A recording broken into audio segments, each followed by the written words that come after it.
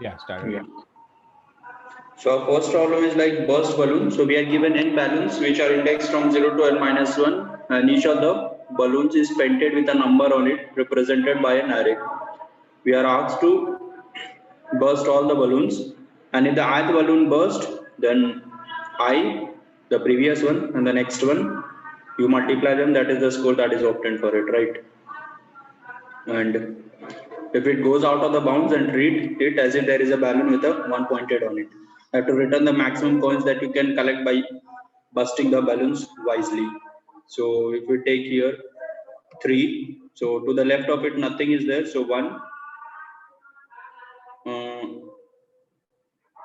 So Right. if we are on the border, I so think your voice is very low. really? Yeah, now it's fine. Yeah, yeah. Okay, yeah. So 3158, I think he's removing the balloon of value 1, right? Coin 1. Okay, that's why, I mean, 3 with this and 5 with 3 plus 3 to 5, 15, right? Yep. So now he's left with this, and now he's breaking 5, so 358. Mhm. Now, if he is removing here 3, I think that's why the left Yeah. part is 1, and yeah. And with 8, left and right will be 1, 1. So this is the total score 167. This is the, I mean, that iteration which gives the maximum. No, that is the path actually. It's not an iteration. It's the path what we are choosing, which will Okay. give the maximum coins. Okay.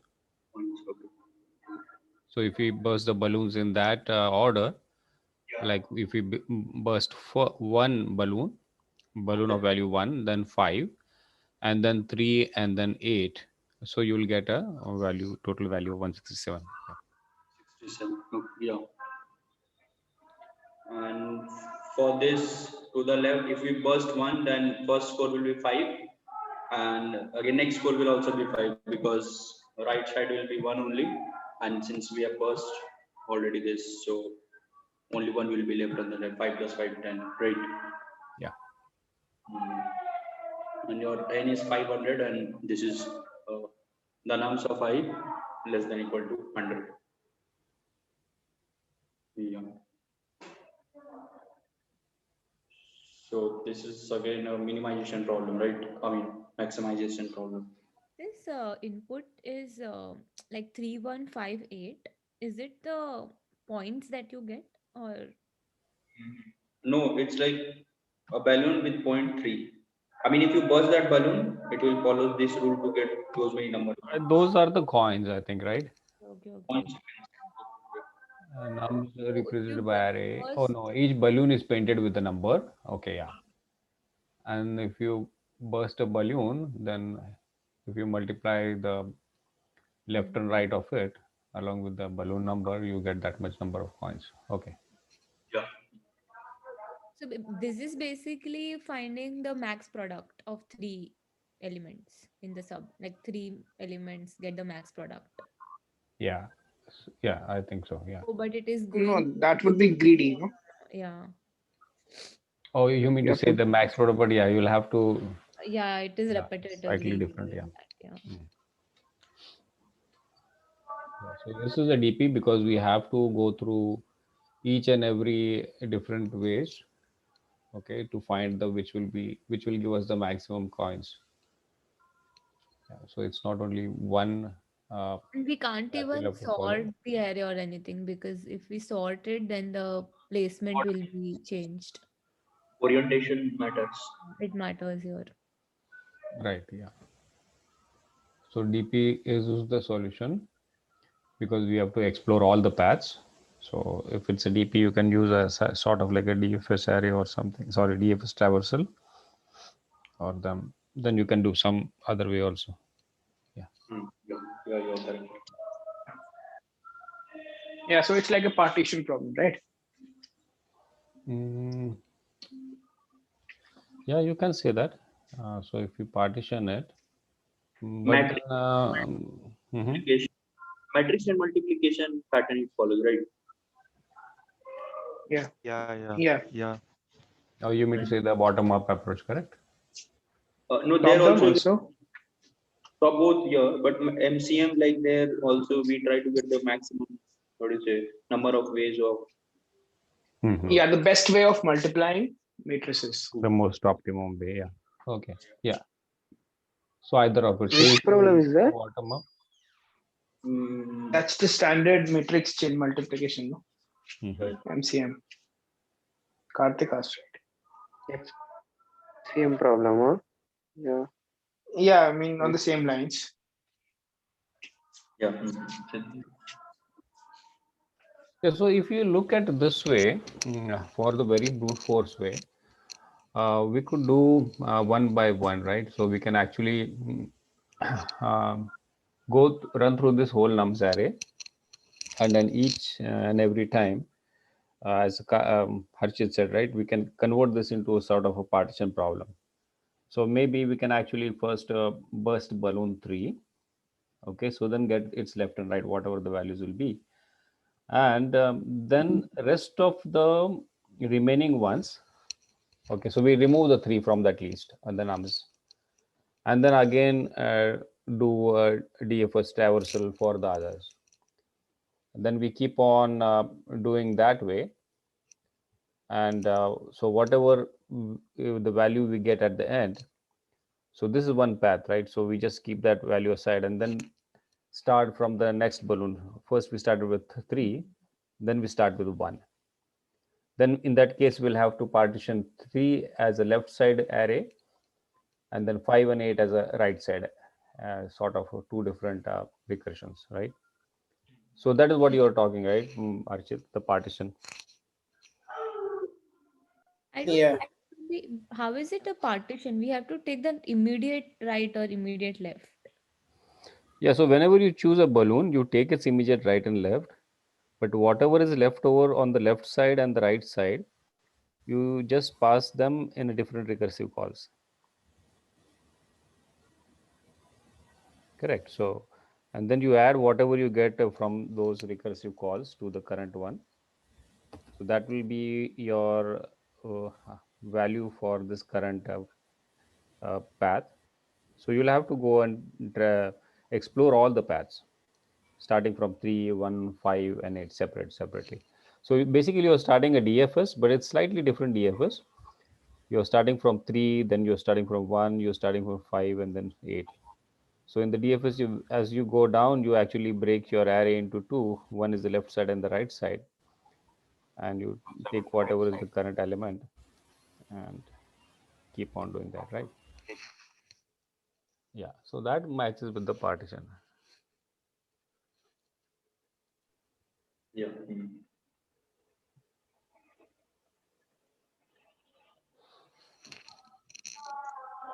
I still didn't get why do we need to partition. So yeah, like you have to go left and right. Mhm. But every time we consider a number, like for example 3, then left side is 1, so like it's out of bound, so that is 1. But immediate right is 1, so we calculate that. And after that we move to 1 uh, and 5 and 8. But late after in the second iteration or second level, we do one burst 1 first, and then like in that order. But we have to like take only the like 3 numbers at a time. So partitioning, I don't know how it is helpful. Yeah, so Yeah, when you so take the three numbers, yeah, go ahead, Abhishek. yeah, so when we declare the DP state, we need to keep in mind how we are partitioning. So imagine I am partitioning at 3, You then can the screen, Abhishek. uh, okay, More clear. yeah. Okay, so since we already said about the dynamic programming approach, so this is what our DP state will look like. So DP of left to right will give me the max score for interval left to right. Now, how do I calculate this? So to calculate this one, I need to partition my left part and the right part. What I will do is I will start iterating from my left part to right part. So this is where my the point where I will partition. So this is why this iterable here will determine at which index I am partitioning in the current interval, which is from left to right. Now my first partition will be from left point to the current iteration -1. This will be my first partition, and then my second partition will be from I plus 1 to right. So these are my two partitions which I need to keep in mind while I am iterating through my given interval. After I have partitioned both ones, I also need to calculate my current score where I was partitioning. So to calculate the current score, my current score value will be the value at the current index and then the value at left -1. The reason I am taking left -1 because I already calculated my score for left to I -1, and left to I -1 all the balloons are already bursted. So if I burst all the balloons, nothing will be left and I will be left with left -1. And again the same happens in the right partition. I will burst all the balloons from I plus 1 to right and so I will be left with nums of right plus 1. And then my final answer will be dp of left. So my dp of left to right will be the max value of if I say this is the third value, so this will be the max value of the dp states which I encountered, and then the sum of 1 plus 2 plus 3. So this is my will be my value for the current dp state, and these are the recursive calls which I need to keep in mind while partitioning at the given index in the given interval, which will be from left to right.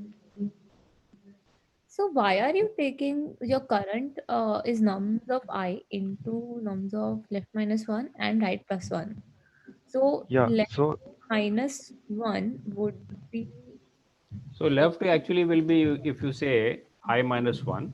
So left -1 we can actually say I -1, and instead of right +1 you can say I +1.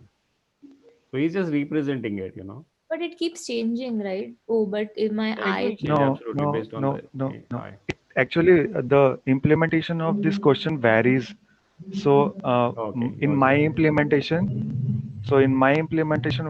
what I did was, since I know the score of the partition left to I -1, so this means that all the values from left to I -1 are already busted, and all the balloons from I plus 1 to right are already busted. So there won't be any balloons in these two intervals. So for this is why for the current index, I will be left with the value at the left -1. Okay. And then Makes for the sense. right one, I will be left with right +1. Okay. Yeah. So then it makes Yeah. Abhishek, So Abhishek, yeah, yeah. Abhishek, could you please explain the DP of left and right matrix, the DP matrix, which is the like I'm Yeah. really some noise is like basic at DP. somebody.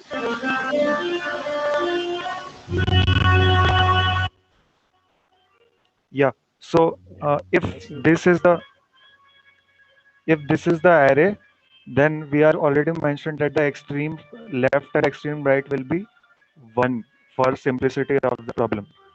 Now the first DP state, the final answer which we have to calculate will be DP of 1 to n. So this is our final answer. All right. So Okay. this is my final answer. Yeah. So if this is my final answer, so I need to calculate the value for this index, this interval, and these Abhishek, two ones are the what is the DP matrix?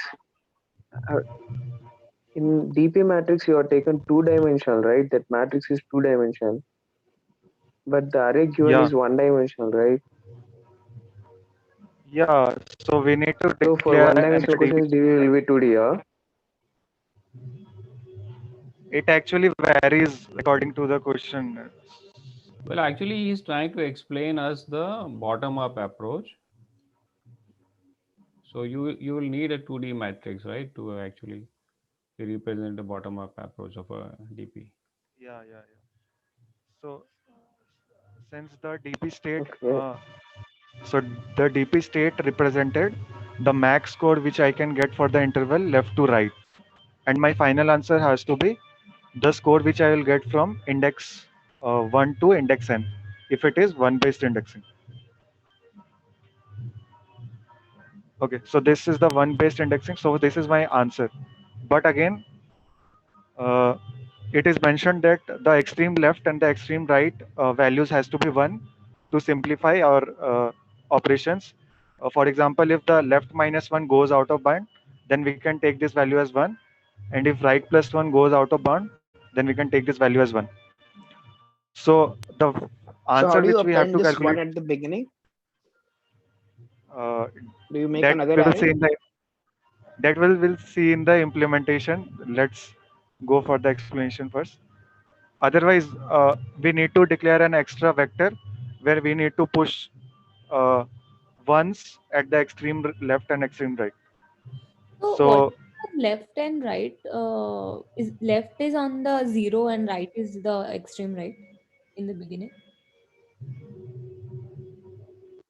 yeah, so if you see the question, they mentioned that if I minus one or I plus one goes out of bound, then treat it as if there is a balloon with one painted on it. So this is why I so for simplicity I mentioned here that imagine the vector given is this one, and we have appended two ones at the extreme corner of the given list. Mm-hmm. Yeah. So Abhishek, so we need, yeah. Abhishek, what is the one cell is representing in a matrix? Like DP of left comma right will be one cell, right? Like Yeah, what is so that DP of representing? I'm asking. Like maximum D- score for. interval left to right, and this is what we have to calculate in this question. Max score we can get Yeah, after busting balloons from left to right Yeah, so interval. each and every cell would yeah. have a representation, but whatever the cells will have a representation, they will have the maximum coins which we can score for that particular condition in the for that cell. Okay, so therefore he's saying if you come to the DP of L and N, that will be the last one, right? 1 and N, sorry. So that will give you the whole maximum coins you get at the end. Therefore, he is saying that your answer will Okay, be okay. DP of DP 1 of to N. one is like okay, n representing like till which balloons we have busted, right? Like if n is two, we have busted only two. Yeah, in this case, N is the size of your input array. Yeah. Yeah. Okay, Abhishek. Okay, Abhishek, carry on. Yeah. So we have to calculate the value for this part in our array. So if I start iterating through the given array itself, and imagine I am taking this as the partition point, then I will have two partitions to take care of, which will be this for the right part and this for the left part. And the score which I have to calculate for this partition will be the score of the balloon at the partition index and the extreme left corners, which is what I was doing in the third value. So if I am taking this index as the partition index, then the left value will be this one, right value will be this one, and the score which I have to calculate will be the partition index score and the extreme left and the extreme right score. The question is immediate right. Why extreme left, extreme Because right? we have bursted all values from the both the partition intervals. So I bursted all the balloons from left to I minus 1 and I plus 1 to right. So there is no balloons left from left to I minus 1 or I plus 1 to right. But there are balloons at left minus 1 and right plus 1. Oh, So those will be taken into consideration when I will be calculating the value for the current partition index. oh, is it that if that balloon next immediate index, the balloon is already busted, Yeah. then we So have to go for the next one. Yeah, so yeah. it's like So you in the nums array, whenever you burst a balloon, you remove that element from your nums array. So you're shortening your array, right? So in yeah. this So case, here, 058, yeah, yeah. Mhm. here one was removed. So the score was this one. After one was removed, three was placed adjacent to five. Correct. Now when five was removed, then three was added. Three was used to calculate the score. So this is what I was talking about here. Since all the balloons were busted in these two intervals, so to calculate the current score, I have to take into account left minus 1 and right plus 1. Uh-huh. Yes, yes, yes. And Abhishek, then, I don't understand anything, Abhishek.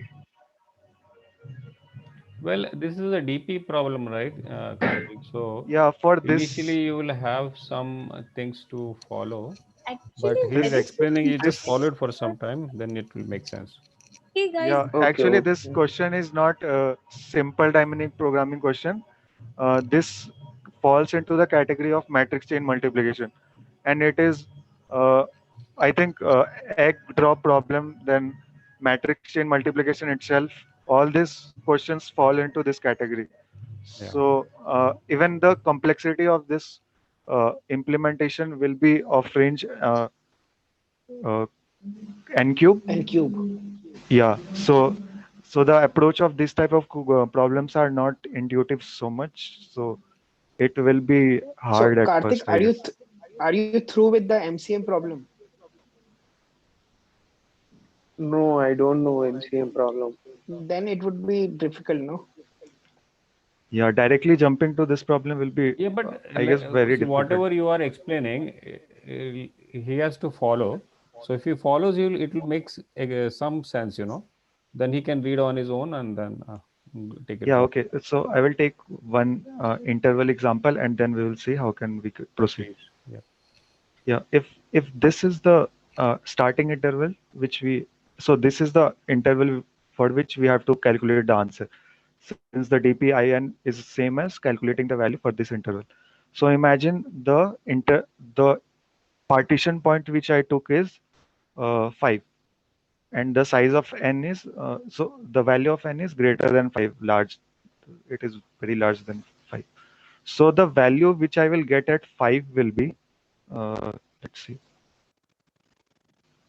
So the value which I will get at 5 will be 5 into the value at index 1 minus 1, which I guess here it will be 0.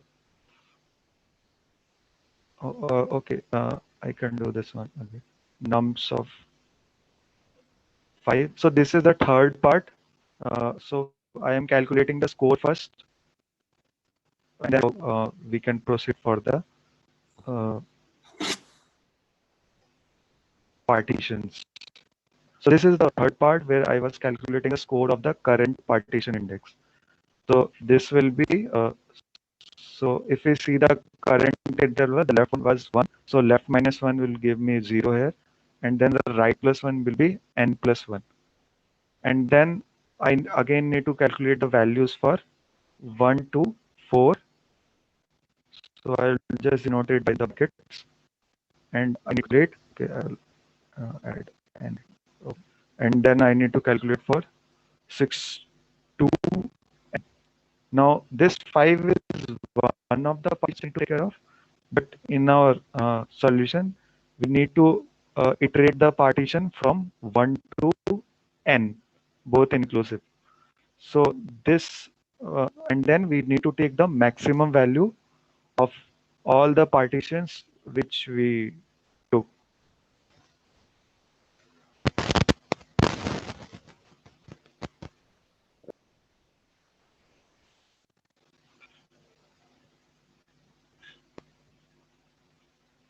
Okay. You are representing DP of 1 comma n as like taking whole range. So it's DP of 1 comma 1 n. This is representing that Yeah, state, right? yeah, So DP of 1 it 5 is. means till 5 balloons you are representing that state. Yeah. So left value here is 1 and right value is n. And this is what we need to calculate in our final answer. So the interval for our final answer should be from 1 to n. So for 1 to n, when I will iterate So through Abhishek, this one, yeah.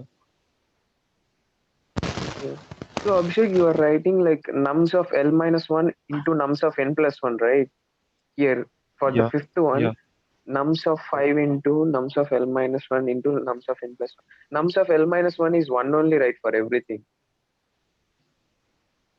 it is That is actually 1 left minus. L.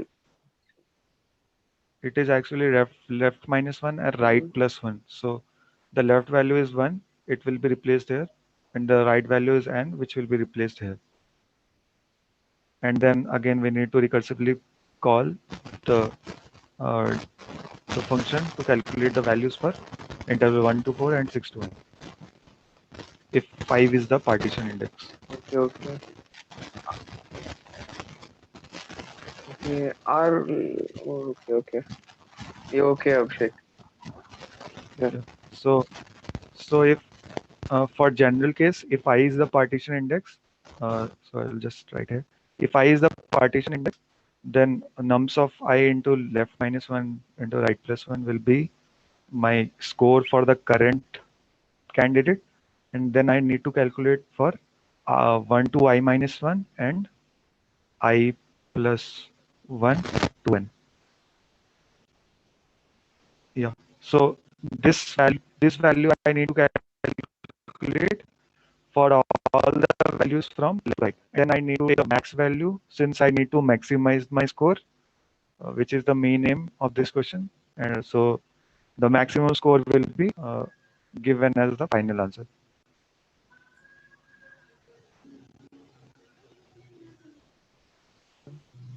Okay, Abhishek. Okay, Abhishek. Now it makes little bit sense to me. Thank you. Yeah. So again, we need to check for the base condition, I guess. If the left value is greater than right, this means that it is not an interval. So then we can just return 0. So if left is greater than right, then it won't be a valid interval. So in that case, we can return 0. So this is the base case. This is one of base case, I guess, and we don't need any extra base case here. And again, since we'll be calling this function again and again, and some of the intervals will be repeating, so we need to memorize it. So this is what dp vector here is doing. So is the explanation clear, and can I move to the implementation part?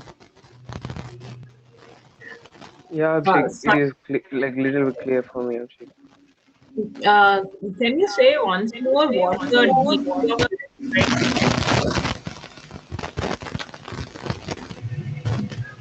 Max score for the interval. And your 1 plus 2 plus 3, that is this multiplication of. Yeah, so we are calculating 3 values at any partition index, and then we are taking the sum of them and taking the max for the current partition. Yeah, for the current interval. I see. So the first point and the second point is effectively like a function call, something like that. Yeah. These two are the function calls. So it will be Okay. recursively calling again and again, and the third one Okay. is just calculating the value. Yeah. Yeah. Now, if I move to the implementation part, here, I've just declared the DP vector first. So the max size of the DP vector will be n cross n. Since the range we have to calculate from 0 to n minus 1, since it is 0 based indexing. So this is what I have passed there, 0 to n minus 1. And now 0 is the left pointer of the interval and the right is the right pointer of the interval. And then this is the base case. If left is greater than right, then this is not a valid interval. I just return 0. Otherwise, I declare an answer variable which will keep track of the answer for the current interval, which is from left to right, both inclusive. Now I iterate from left to right, and then let's see one by one how we calculate it. So this is the third value which I was talking about, where uh, I need to calculate the value of the left side and the right side and the score of the current balloon. So how do I calculate the value at the left side? So first I have to check if it goes out of bounds, then I just take value 1, and if it does not go out of bound, then I take the value at the that index. Same for right one. If it goes out of bound, then I take 1 as it is already mentioned in the question. Otherwise, I take the value from the array. So this is the third part which I was talking about, where we were calculating the score for the current balloon, where we were partitioning, and then these two are the score of the two partitions which we denoted by 1 and 2. So this is for the left part, which is from left to I minus 1, and this is for the right part, which is I plus 1 to right. So left to I minus 1 and then I plus 1 to right. These are the first and the second value, and this is the third value, which is the score for the current balloon. Now I need to take the max of the max of the sum of all the scores which I calculated for the current partition. So this is what I was doing, current value plus the left partition sum, left partition score and the right partition score. And at last I just assign it to DP. So if there is any repeating substructure, so it will just return it back and not calculating it again and again. How are you left and left back?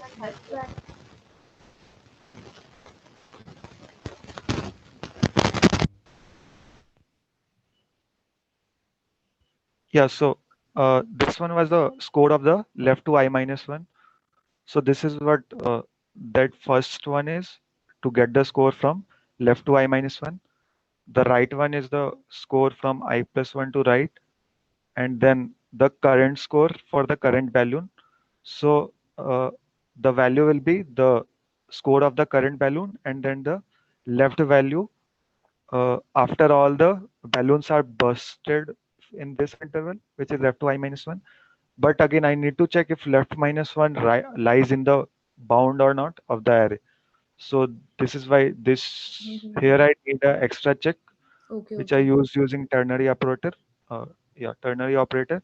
If it goes out of bound, I just use 1. Otherwise, it exists in the array, so I just assign the value from the array itself. And then I take the max of all the values and then return it. So the code is very small, but the explanation is pretty hard, I guess, Yeah. and not so intuitive. Yeah, but it's clear, right? Top down is using. Yeah, it's a top down and Yeah, just a it's clear, thought, Mhm. Abhishek. So here Yeah. you are, as you said that you are taking the left val as the elements on the periphery, Yeah. right? Yeah. So is it possible to not go for periphery and take the neighboring elements of I?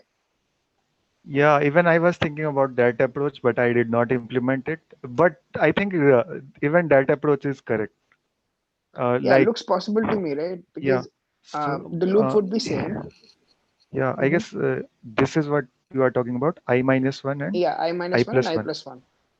So Yeah. when I tried this in the top-down approach, I didn't get the answer. Yeah, you don't get it.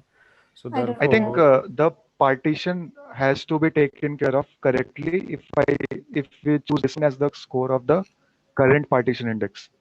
So this has to be modified here, and again there will be one or two more base case to be taken care of if we go with this approach.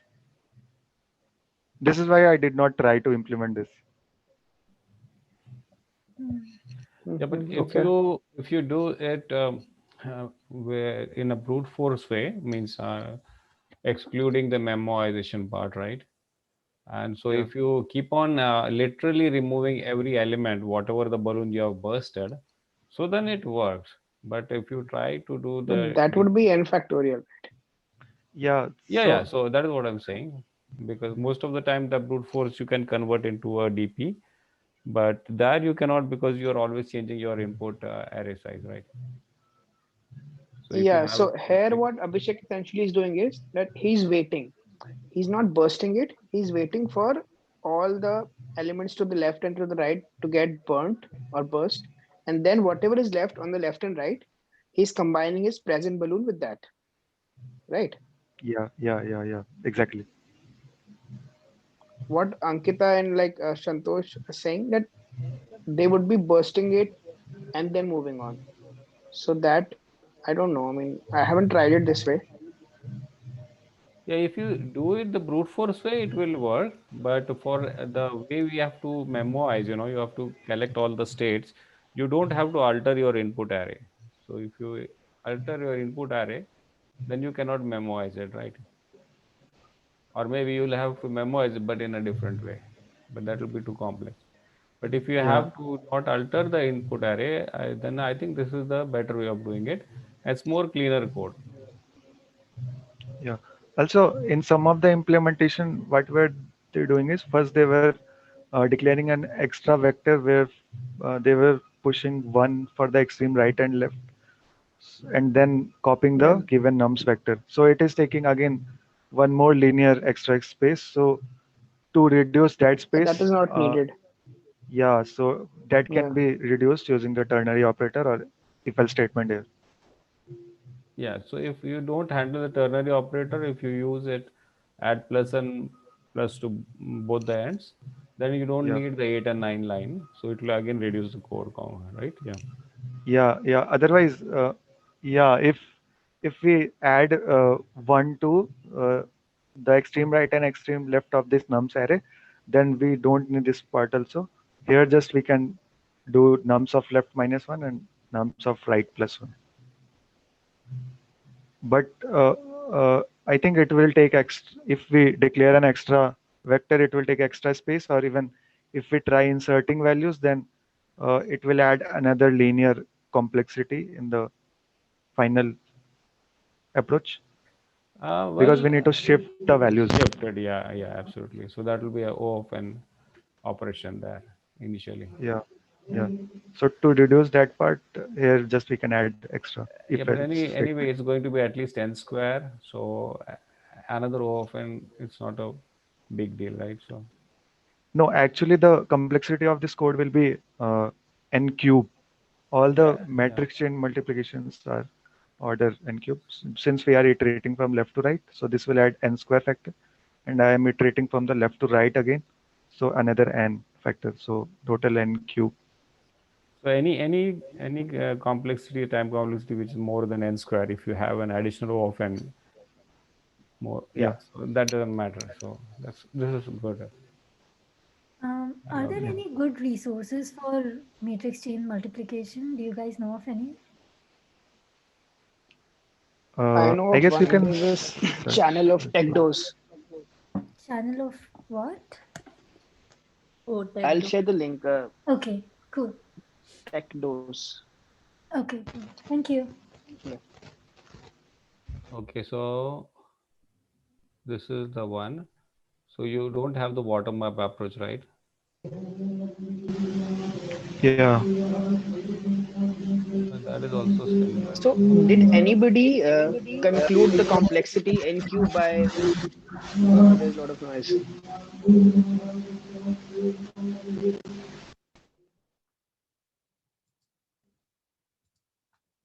Yeah.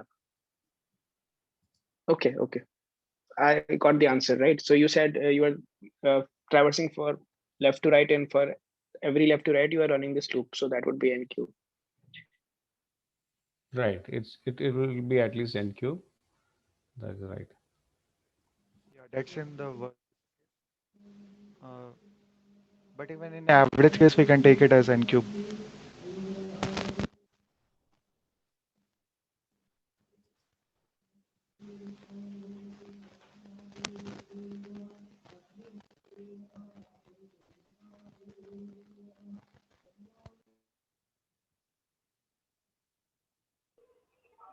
Yeah.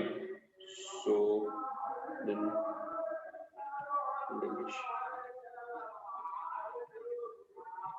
shall we move to next? Am I audible? Yeah, you are audible. Am I audible? Yes, yes, you are. So we can move to next, right? Yeah. Okay.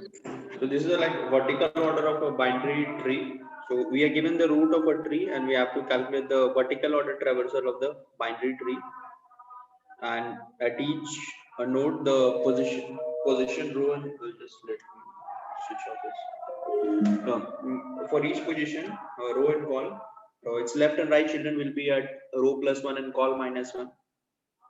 And this, right, respectively, and the root is at 0 0, and the vertical order traversal of a binary tree is list of top to bottom orderings for each column index, which is starting from leftmost column and ending on the rightmost.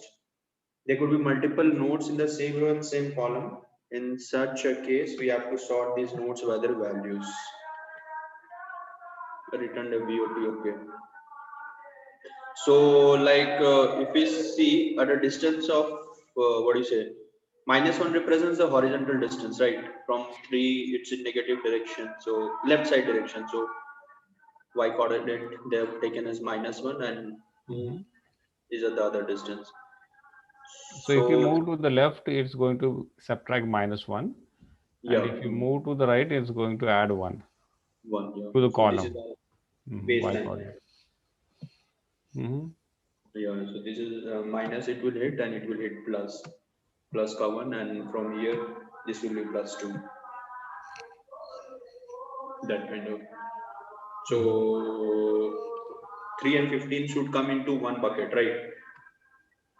Because they are following this 0 0 line, and your 9 will go alone -1, and even 7 will go alone, and 20 will go alone, right? That should be right. So 3 and 15 is there, so 3 will come first, then 15. And why 3 is to come? Because it is at the 0th level. Even 15,3 we can return, but logically 3 will come first because it will be starting from root, right? Well, actually, there is that condition, what they talk about. Yeah, the left value. No. Using the left value, we have to sort it. If 15,3 comes, then it's a wrong answer. When I tried it today, I got wrong answer. 15,3 comes, it comes as a wrong answer. Right. So has to be 3,15 itself. Why so? Yeah, so we have to do a pre-order, right? And yeah, Arshit? yeah, exactly. Yeah, you cannot do a post order or in order. You have to do a pre-order in terms of the traversal, because you want the nodes above in the above levels to be placed before the ones in the below levels.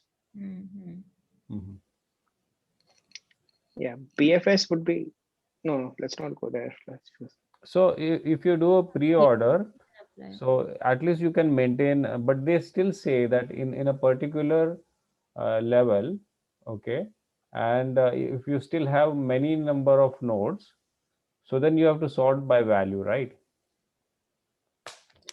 Sort by value. Okay.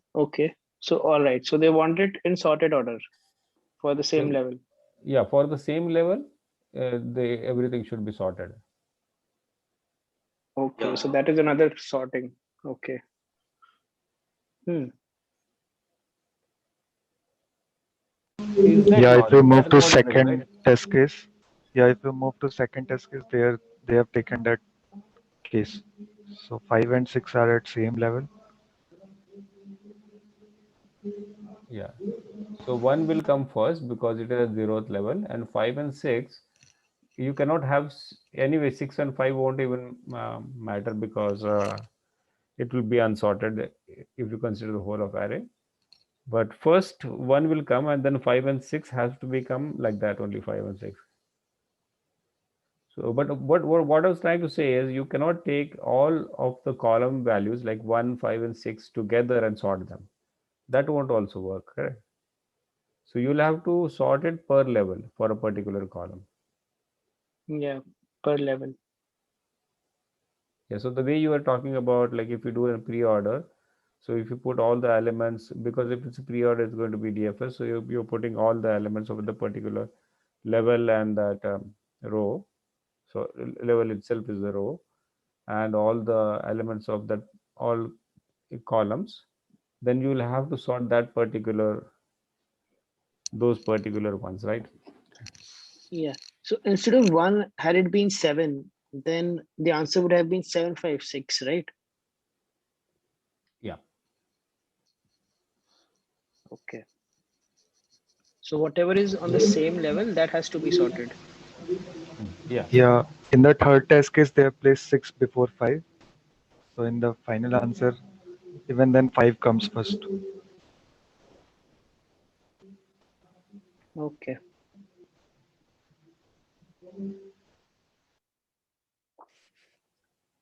Yeah, so the normal one wouldn't work, right? So I was thinking of taking a ordered map with the key as the level, and then just put everything for that level in a vector. That would be the value part for that key, right? But you'll have to sort it and sort it very intelligently. Like you just cannot sort it. You have to sort for a level. So you have to do something extra. So we can add another map there. Yeah, another dimension of level. Well, do you want to add another map or okay? Yeah, Yeah, I otherwise, mean, how do we you can keep keep the track? value as yeah, instead of keeping the value as vector, you can keep a map. No, because then you'll have a 156 always. Or maybe like you have a map, and that map will represent, the key will represent, I think, the levels. Okay, and in the map, the value will be array of pair, and each Array of pair, yeah. pairs. So each pair will have the first value will represent the column, and then the second value will represent the value of that node. Right, and then you do a custom sort. Yeah, because even if you do the whole of that array, if you sort it, because it will sort initially by the value of the levels, right? So that will get sorted anyway, and then you just and also the second value, it will get sorted automatically, right? Because it just by default the default comparator will look for the second value also. Then that also will get. So you don't have to have a special comparator. I'm just thinking loud, maybe. Yeah, I think it will work, I guess. Yeah. That's the by default way of sorting a pair. Right. But because I was not able to really, understand it how it happens on its own. But then eventually I got stuck in some problem and I was trying to play with it. And then I came to know, okay, it takes care of the second value also most of the time, which we ignore by default because it does everything on its own, right? Yeah.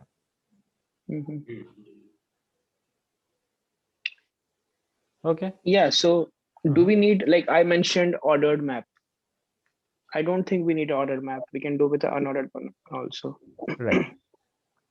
You can Yeah, keep track because of your minimum horizontal level and maximum horizontal level right. on the fly. Yeah. Because in the recursion, we don't want more things to spend more time complexity. Because anyway, Mhm. when we come out of that pre-order traversal, we still have to do all the post processing, right? Post Getting all processing. the Yeah. that is a more work also. Yeah. Yeah. Which part are you sorting? I didn't get the sorting part. Sorting in the sense like whenever we the way it's like if you see this example what he's sharing here. Mhm. Can you bit scroll? We can look at the first node, Shashank, please. Scroll up.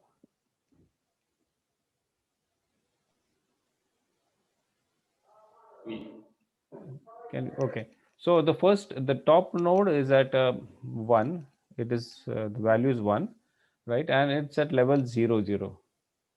So 0 represents the level, the first 0, and the second 0 represents the column, right?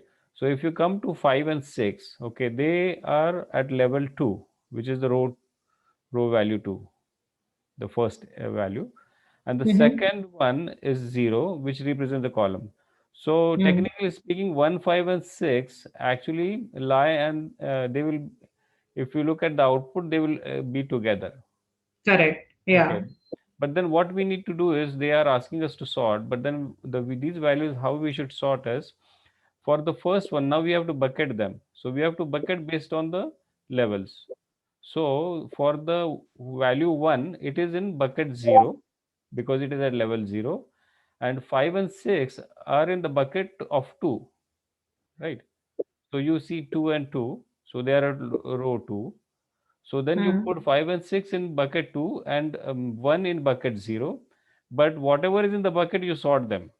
So here they are already sorted 5 and 6. But then when you are placing them in the output, you need to place all whatever is in the bucket 0 first. So in our case, it's only 1. So therefore 1 comes first. And then 5 and 6, which are in the bucket 2, they should be sorted and then they should be placed. So So therefore your we bucket have 1 number is the level number or the column number? level. So it is the Okay. level, and the column will be the in when you look at the output. So 1, 5, 6, they are all together. So that is the center column, which is the 0th column, right? So in the Mhm. output, 1, 5, 6 is the okay. Let me note it here. Yeah, I understand the question.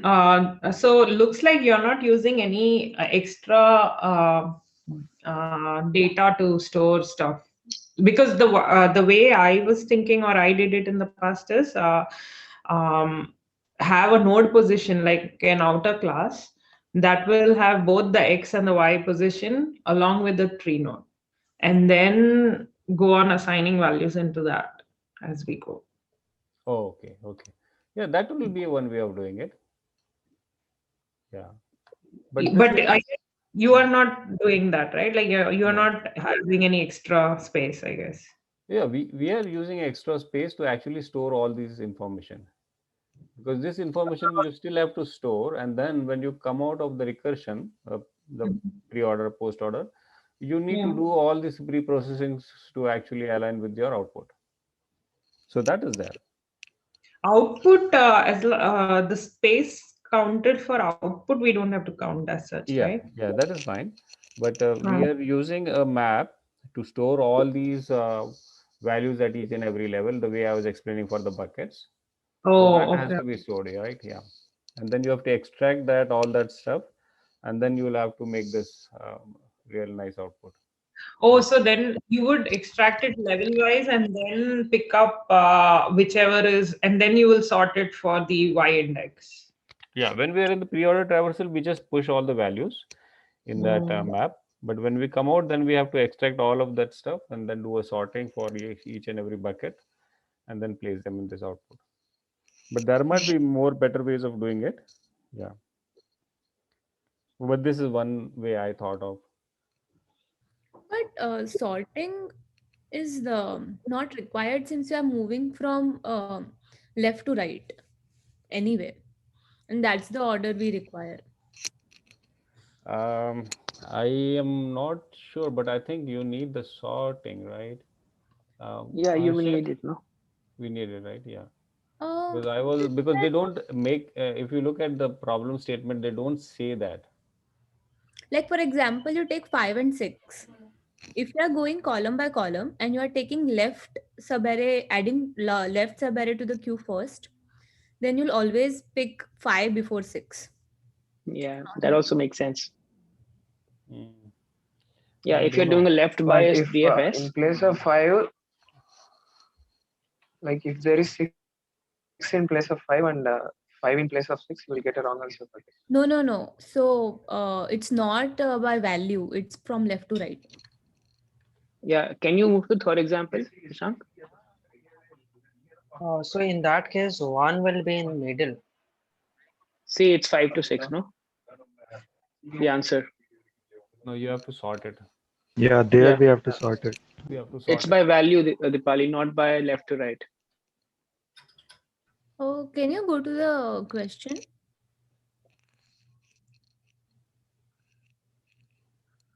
Oh, sort by values.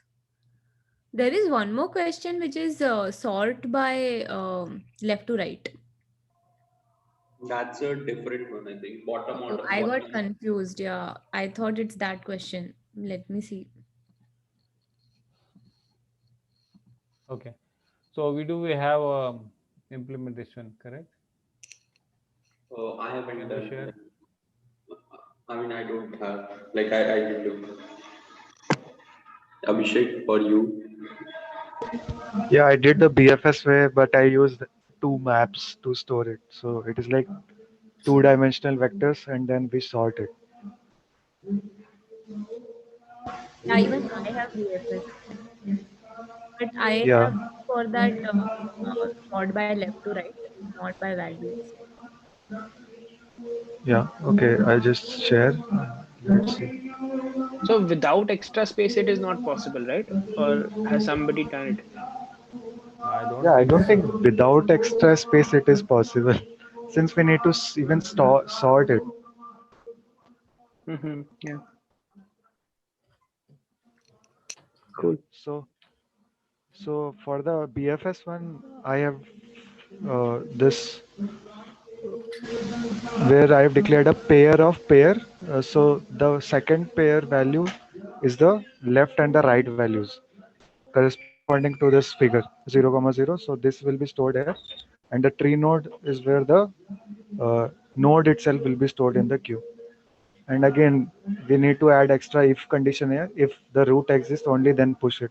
Since the node, the number, okay, here the number of nodes. Okay, this is not required, I guess. Now, when we start in the BFS, we first take out the node. We take the left value, then the right value, and then I insert the value in the map. So the map is like a 2D vector here, which will first store my right value and then the left value.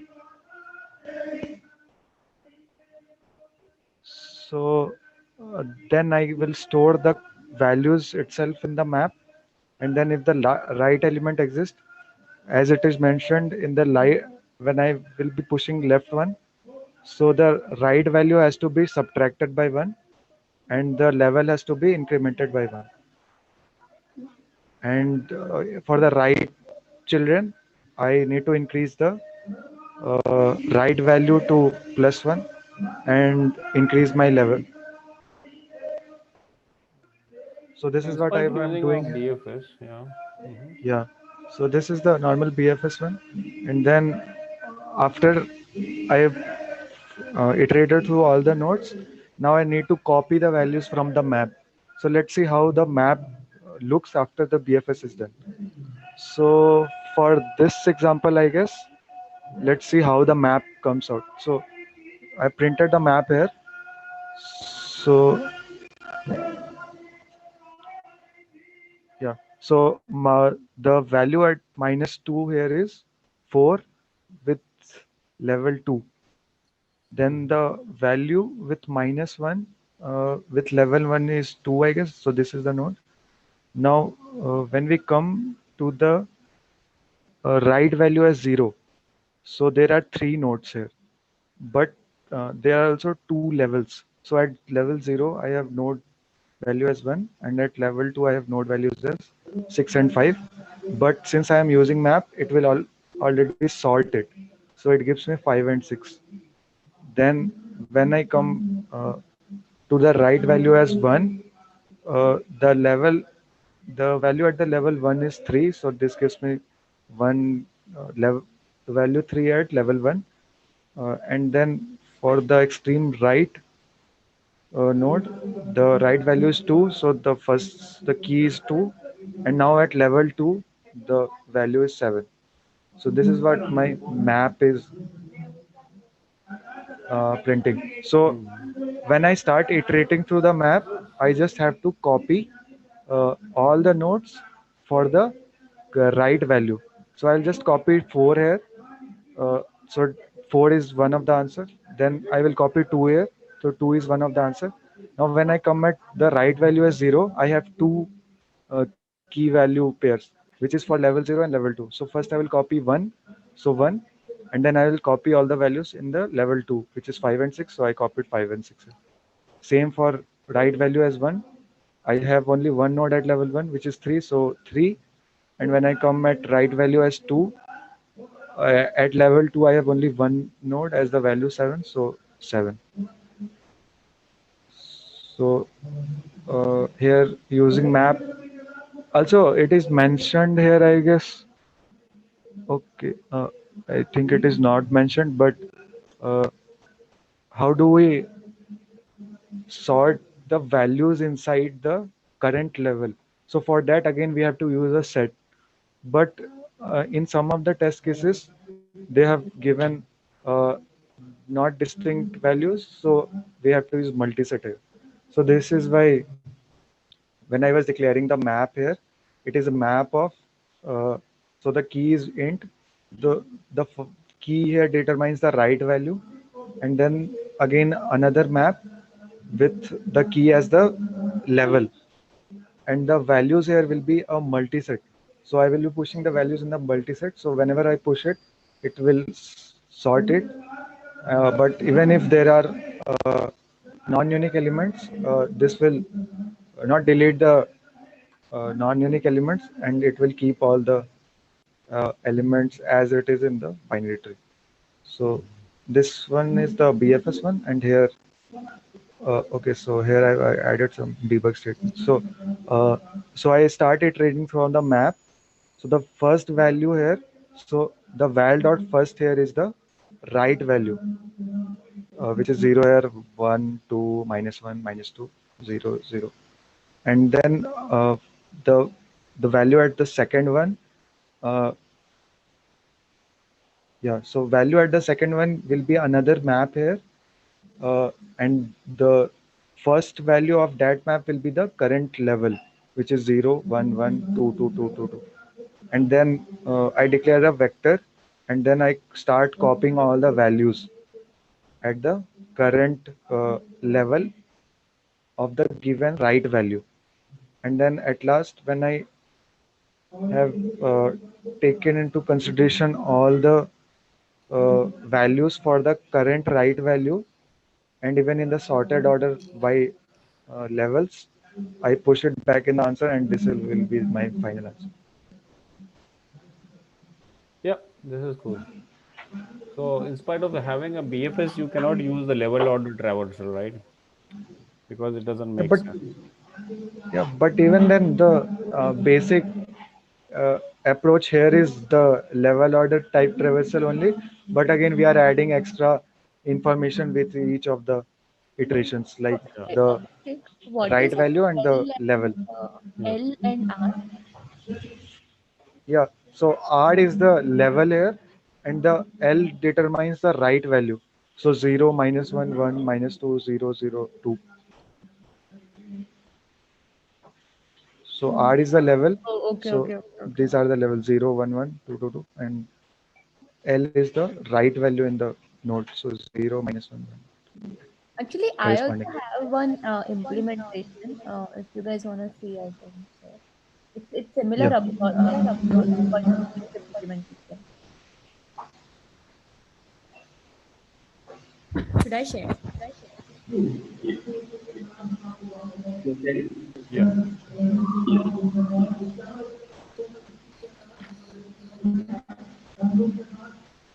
By the way, are you guys having any notes or is it just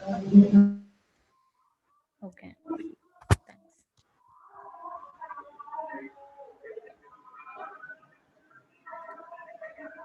Can you guys see my screen?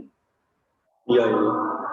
Yeah, so I am, so it is like a BFS only, but instead of going level by level, I'm going column by column. So since we have to vertically traverse the tree, I'm dividing each of the tree parts into columns. So that is why I'm using this column table, which is like column number will be saved as a key, and this is list because at each column there can be multiple elements.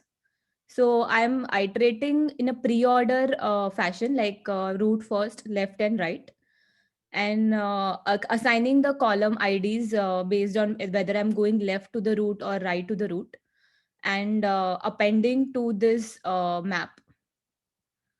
So every time, so it's like a straightforward BFS. I add the root first with a 0 column ID and keep on popping each time in the loop. And every time I pop it, since I have to like return this output, I need to know which is my minimum column and maximum column.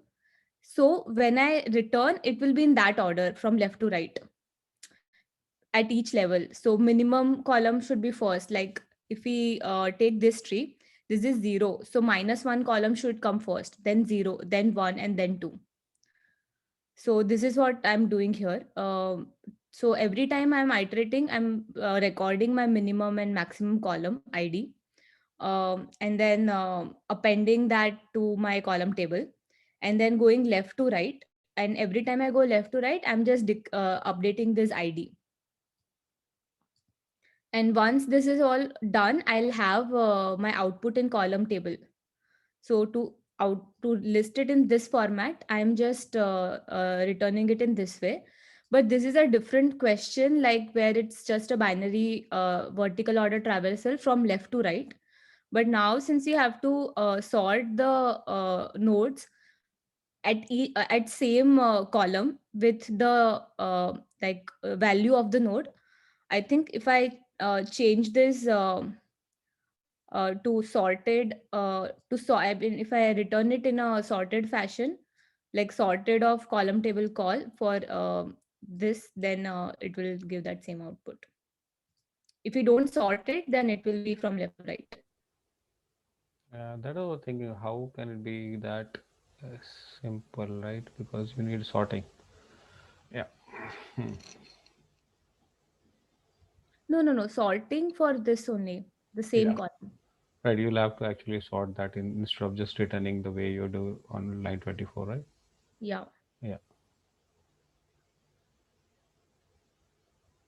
But if we don't have to return it in the order of node values, then we can just return as is. Yeah. Yeah. Makes sense. But if we traverse it left, root, right, right? No, it will Will be it come? left. No, root, left, right. Then Yes. it will anyhow come in correct order. Yes. You don't need to sort, right? But For this problem, you don't need to. yeah. But for the problem, we were discussing as per the today's session, we will, right?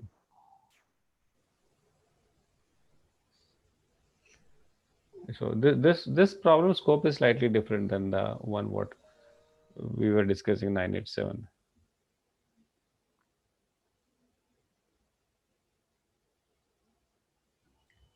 Yeah, okay. Good to know that we have two different problems.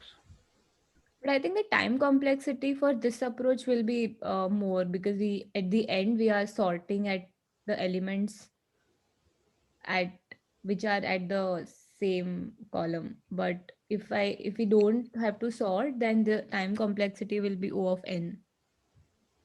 But But otherwise it will be, sorry, sorry. what I was saying is 987 also has similar criteria only. Like if you see the second example of that, in that it's fives.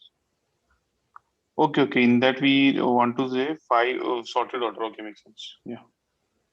Yeah. It's Yeah. slightly different, but then because if you look at the Abhishek code, he is using a map for even the columns, and then the map to store even the values of your this one, the levels, and then using a multi-set. So they're all the So, but sorted order structure or data structures, yeah, right? yeah. Even So why we not a map of map?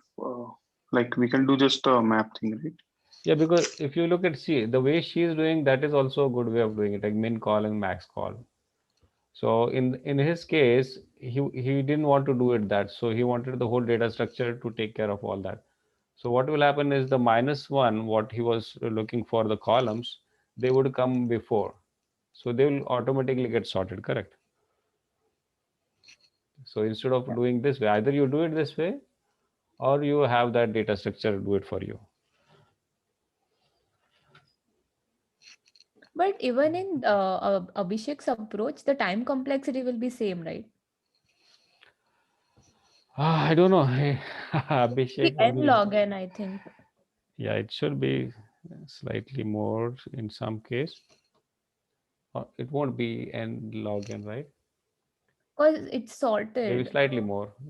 Hmm? I don't think why more than n log n. We are sorting at the end only. So So we he's are not sorting sorting all the even the elements. column wise, right? He's sorting all the column wise, also in the level also he's sorting, correct? And also he's using a multi-set to put all the values. So he's sorting by values also. So Okay. it's like 3 times sorting in a data structure. I'm just thinking loud, I'm not saying it might be. Mm-hmm. So therefore I'm saying it's not just going to be n log n, but it will be slightly more. Mm-hmm. But you see, the problem what you're displaying is totally different problem. If you look at that way, it's not that Yeah, but very if we simple. Yeah. change this to Mm. return sort every time we sort, I'm returning this column, right? So if it's a list, if we sort this, then I think it will be the same. Yeah, maybe, but yeah, you can try and then Yeah, you yeah, can yeah. Okay, actually, okay. Yeah, sure. make it will make sense more. Hmm. But or else then you'll have to use some different data structure the way you used. Yeah, cool. Right. Yeah. Yeah. Okay, let me show mine, the DFS approach, a quick one. Yeah. I'm not sure. I'm slightly using the way she was also saying, the way, and I'm using the data structure in a different way. Okay, so this is the, okay. So this is the helper function, which actually does the pre-order traversal. And the way Dipali was doing for the min and max v, I'm just taking this one. So when I go run in this helper function, so I'm using an unordered map. So this is the key which will store all the columns. Okay, and then I'm using an array of a pair. So as I said, the first value of the pair will be the level and the second will be its value. So just doing a pre-order traversal, and then in this unordered map, this will be the column that I'm pushing in. So in this column, that will be the for each and every column. So this will be the level, that R is the level, right, in this case, and then this will be the value of the node. And I'm just keeping the minimum maximum over here, and the same thing like +1 and -1. So I have to increase the level. So rows will be the levels. So they are going incrementing, and these will be the columns which are actually decrementing if you go to left and increment go to right, right? So here, then we've come out. So I need this min and max v. Okay. So I need those because I want to iterate through the unordered map. Okay. So that is the reason I need this min and max. And then I get whatever is that array, which is a pair array. And then I sort this whole pair array as is. Okay. So then whatever is there in that array, I just extract in the output. So this is a vector I'm creating and then pushing that vector in the output. Yeah. So yeah, anyway, so if you don't sort it there in the map, okay, you either have to sort it here. So I thought maybe sorting at the end will at least be slightly a different way. So yeah, so only one time sorting, but then you'll have to do some more processing of getting all these values, right? Yeah. So this was the DFS way. I think this is the best we can do Really? because you're not using any ordered map, first of all. You're not sorting the map. So two advantages. Yeah, but still I see when we are doing a default sorting, the comparator what we are using, it will still sort for both of these values, right? So will that not be log n or whatever it is? We It won't can be the at worst. So comparison operation will become two into the time of comparison, but total number of comparison will be still log n. Means this Yeah, would be something so- like equal to log of 2n, something like that, instead of log of log n. Okay. Yeah. So And this then you is move to log of, sorry, just last thing, and you move to log of 2 outside, so it becomes constant. So it's log n. Okay. yeah. So this part you'll be doing for the ordered map thing also, right? The thing which you are saving on is you're not using that ordered map. So when you insert an element on line number 20, you're not doing a log of operation. We're just putting it in constant space, constant time, sorry. But then that is the same thing, right? He's putting n elements in log n time. Either you put n element, do n operation in log n time, or you do n operations in O one time and then do n log n operation of sorting. It seems right. Okay, I mean, it's not significant. I agree. Yeah, not that much, but only the way he was doing, you don't have to do this because generally the pre-order, you don't want to do all this stuff, right? It doesn't make sense. It doesn't look normal style of doing it. Yeah. But either put in a data structure which sorts or yeah. Yeah. Okay. Yes, Shashank. Yeah. So next would be this one, right? What is this? Yeah, max consecutive ones, 3. Okay. So we are given array of zeros and ones, and we may change up to k values from 0 to 1, and you have to return the length of the longest subarray that contains only ones.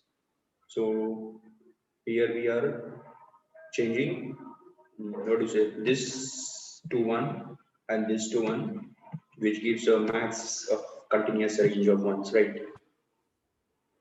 That is, what is it, 6, 2 to 4 to 6, yeah. Similarly, as they have shown these two, the bold ones, right? These 2 zeros, I think, and then followed by this 3 zeros, 0, yeah. And these are the constraints.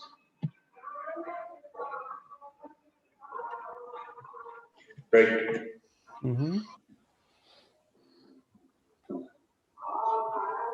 Okay. So here,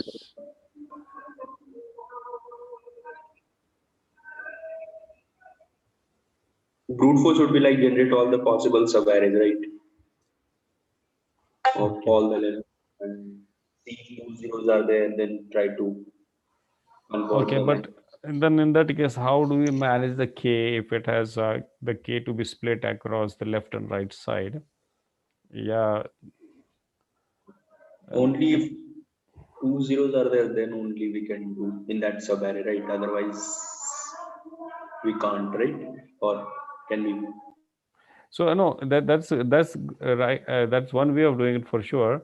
But then I was wondering if we try to handle that case, the K part, so it becomes more than you are actually putting more what you say complexity in the brute force, right? So yeah, in It's the some case the brute force is actually not a good option to go with, right? Means if I just track the count of zeros, will that help? yeah, number of zeros. Okay. Means what I'm doing is I'm just tracking the number of zeros, and if it goes above k, it's two-pointer approach basically. If it's goes above k, then I start incrementing left till it again goes equal to k at least. Okay, so you are saying it to be in a linear Sliding time approach. complexity, right? Yes. Okay, yeah. Then that makes sense. Yeah, sure. Yeah, so that won't be a brute force. So we are just saying, can we come up for a brute force? Usually, to start with, we discuss a brute force way, right? But in this case, it will be more Makes difficult sense. to implement a brute force. Yeah, but what you say is No, right. brute force also can be done. So what you will do is Mhm. you build something like a prefix sum array, and you Mhm. count like zeros so far, something like that for every index, and then you run a nested loop of I and j, and you just figure out what is the maximum I or j, means maximum difference between I and j, such that the zeros between them are like less than k or less than or equal to k. Yeah, actually the brute force one gives TLE here since the constraints are large. Okay. No, what they are suggesting is let's come up with first brute force and then maybe think on improving. So that way you will build a Yeah, first that is the more intuitive approach. So we can start with the brute force one and then optimize it. Uh-huh. But prefix way, so if you want to put in the k, if you want to consider the k, how do we consider that? So we First you just run keep a on. ON loop. Mhm. You count, it means like so the ON loop would be counting prefix.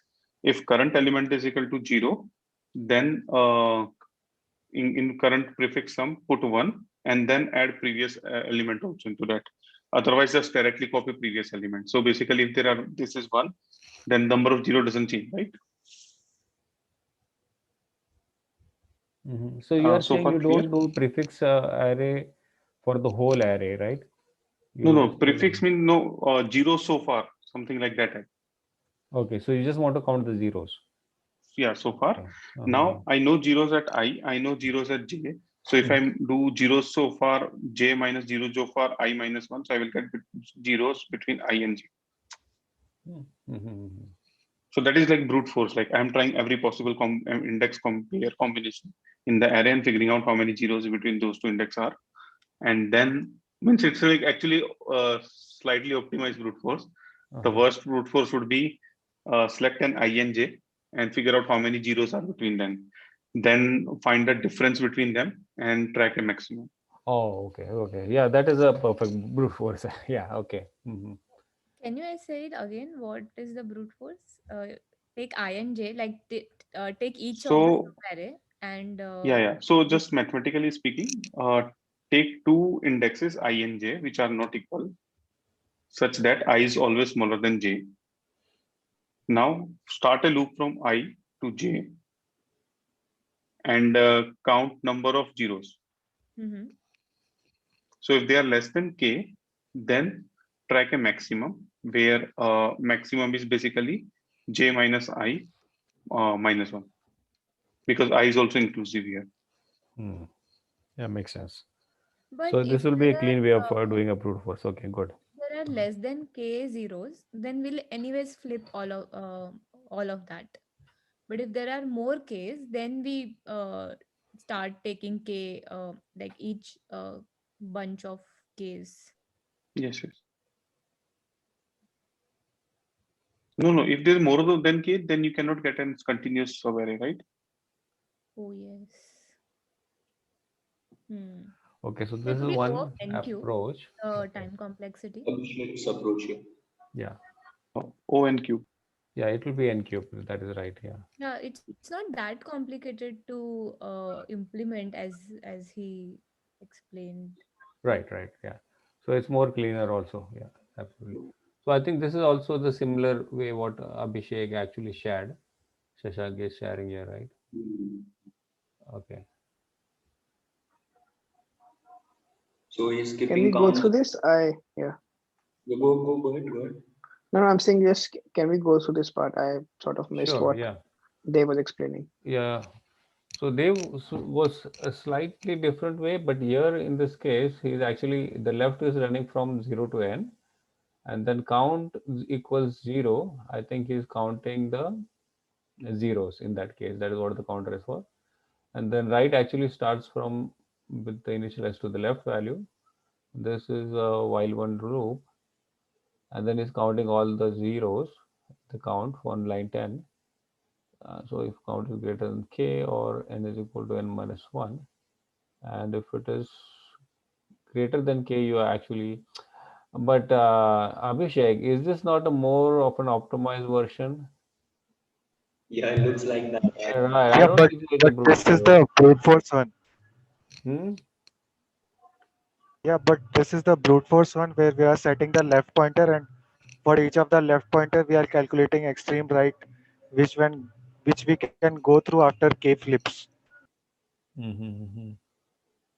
No, I still extreme don't brute, get. like true brute force would be you select randomly to means just mathematical purpose. You just select randomly two indexes and then compute number of zeros between them. Right. So So that yeah, is you like have a true. for loop at the higher level, and inside you will have a nested loop for j, and then inside from the j to I, you keep on looking for all the zeros so far. Yeah, so that will be n cube way. Yeah, but Yeah, that this is an is clear. optimized version. Yeah. Okay. Yeah. So where are we using the prefix concept in that approach? We No, don't need to, right? We actually, just yeah, no. That is not a prefix one.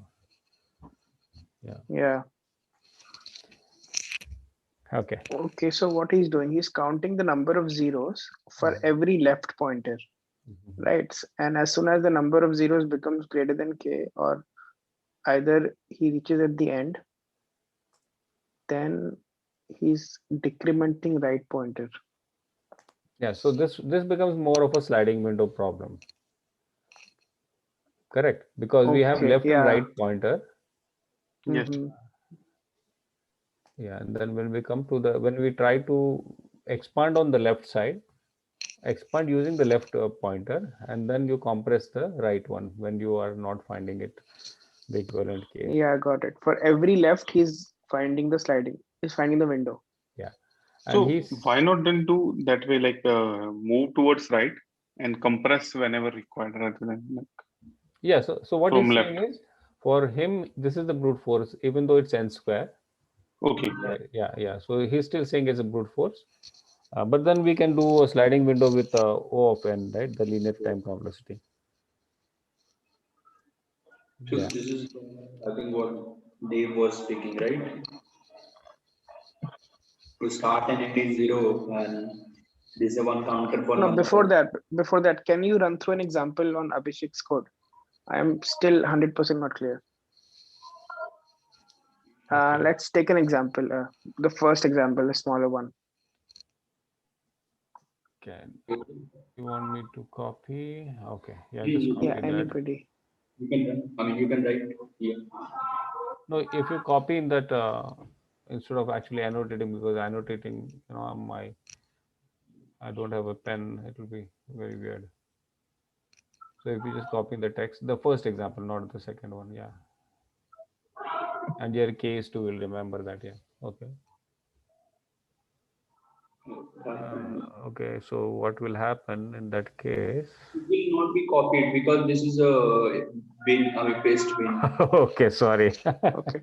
My bad. Okay. Yeah, just keep it anywhere. Keep it in the address bar. Okay, maybe a notepad, right? Okay. Yeah, okay. So left. So in this case, left is now what is n? 1, 2, 3, 4, 5, 6, 7, 8, 11. 9, 10, 11. Okay, so 10. Oh, n will be 11. So from 0 to 10, left will be running from 0 to 10. So right is initially at line 8 will be 0. And then when you are going through this while loop, so you are only counting a, right, which is not, which is 0. So in that case, for the first ones, all the 3 is not counting. Then when he comes for 1 and 2, though at that time the count will increment, and if it is greater than k, that will happen only at index 1, 2, 3, 4, 5. 5, right? Yeah. Oh, case 2, right? Okay, sorry. Yeah. So when it happens, then he Yeah. reduces the right. Okay, but every time actually Okay. he's on line 19, but he doesn't break in that case, correct? Oh, yeah. Or Okay. does Okay. he So break? before that, why is he reducing the right on line number 13? Yeah, 13. Yeah, What is because the intuition behind that? when you start with 1, 1, 1, that is fine. But when you come to 0, the first 0, the k count will be 1. Then for the second 0, count will be 2. So when he comes for the third 0, the count is 3. So it is greater than k, correct? Right. Right. So therefore he has to. So should he not also compute the answer at this stage when you are doing this right minus minus? So the way he's doing on line number 19, should he not compute an answer and check whether it is maximum or not? The way we do it in sliding window, right? Yeah, so that actually he is doing on line number 19 only. And okay, I see. He breaks on line number 15. yeah, but he breaks only when you are violating that condition. Right. So that is when we have to find the answer, right? Okay, so then but we have already reduced the right counter also by 1. Yeah, because you had exceeded, right? You had made your count greater than k. So he's doing exactly what sliding window works. As soon as he finds the third 0, he breaks and he comes to line number 19. This is what I was wondering. I was wondering why he's not calculating this answer in the if itself. Okay. But he's doing the same thing because he's breaking. Yeah. So that gives him the length, which is right minus left plus 1. So he gets the subarray, which corresponds to this left one as the leftmost element, this left index. Yeah, so okay, yeah, that should also work. No issue. Yeah, I mean, I got it. Yeah, but most of the time we don't try to go on the line number 9. What's like while true? We try to avoid this condition, right? While true. Yeah, because he's breaking, so he's not giving importance to that condition. That is as fine, but yeah, it's brute force, then it's fine. Yeah. Okay. Yeah, you could have done this thing, like you could have put this count greater than k condition on line number 9 also. Correct, then yeah. As soon as the condition fails, you come to line number 19. Correct. Yeah. Okay. So this is one. So let's go, Shashank, the way what you were saying. Yeah, this is like, I mean, same what Dave mentioned. Like you just count the number of zeros the moment you find it's greater than this, right?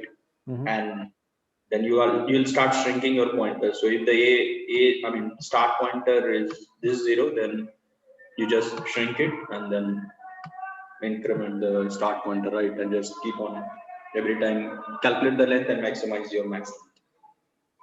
So one thing you can improve is if you put that num0 condition before as a if and continue statement, then you don't have to implement 2 loops. Oh, and that is.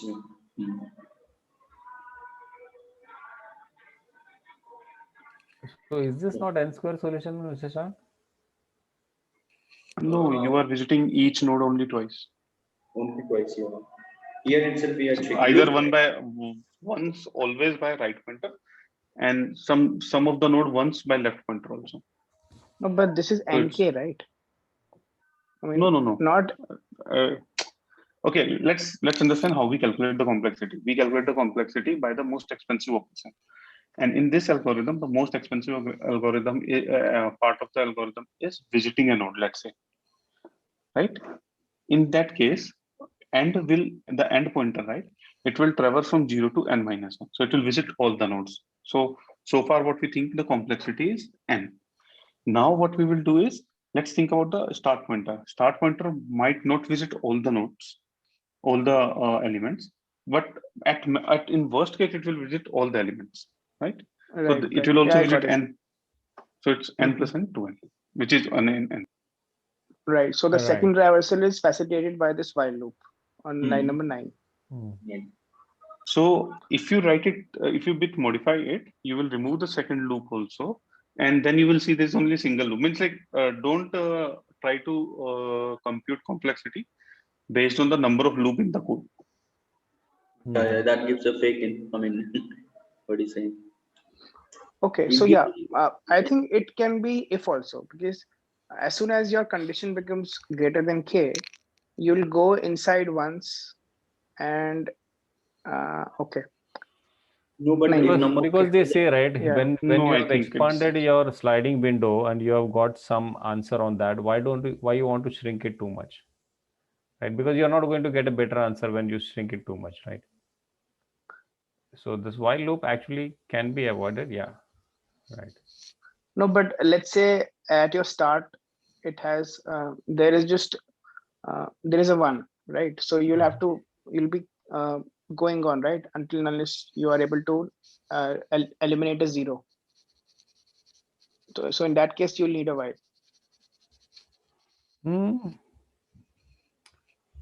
Yeah, there are different ways think, to implement. yeah, Yeah. yeah. No, I think like if you even implement what I said is, now I think there's a bug in that, because right will be always incrementing. Then Right like would be always incrementing. Yeah, end is always incrementing. Right. and it will be always so, Yeah, so the if- loop is second loop is necessary. Means my bad. Yeah, it's necessary. No, I agree. see, you can So do yeah, that let's take an also. example. See, the let's reason take. is because, yeah, you can do that, right? So if you just keep on counting the zeros, right, and your Okay. right will always increment, but in the case when it is greater than k, then your left will increment. Okay, Right. and that only, so you will have a if else condition, okay, instead of having a while loop. Right. So at that time only you are going to increment your left by 1. Okay. But then the next time actually you keep on doing that. So till your k condition not goes away. So when it goes away, then again you can increment the right one. Okay, I got I your mean, point. it So you are comes just out to the same one again, I think. yeah, what Krishna is right, doing, right, yeah. right. So yeah, since your condition won't be true, so you'll again increment your start, right? So that can be done without while. Yeah, but essentially we are traveling through each Okay. node twice. Yeah, you are right. In while loop you can implement, but for loop you cannot. For loop will always increment the right. For loop will always increment. That is correct. So that would be challenging. Yeah, I was thinking in for loop. Sorry. You're right. Right. Yeah, this is good.